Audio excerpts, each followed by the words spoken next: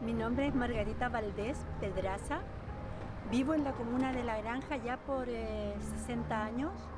Mi edad son 73 años.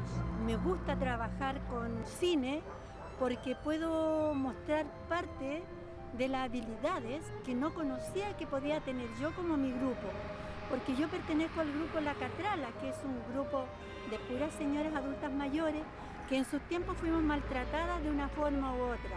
Y hoy en día podemos hacer y desarrollarnos en algo que se nos da la posibilidad de poder crear y formar.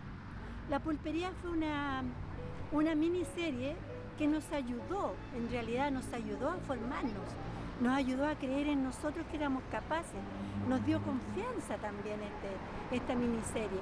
Y por ende queremos tener la posibilidad, si ustedes nos ayudan, a poder seguir construyendo en estas miniseries o en la historia misma de mi población, de cada una de mis señoras y de la comuna también.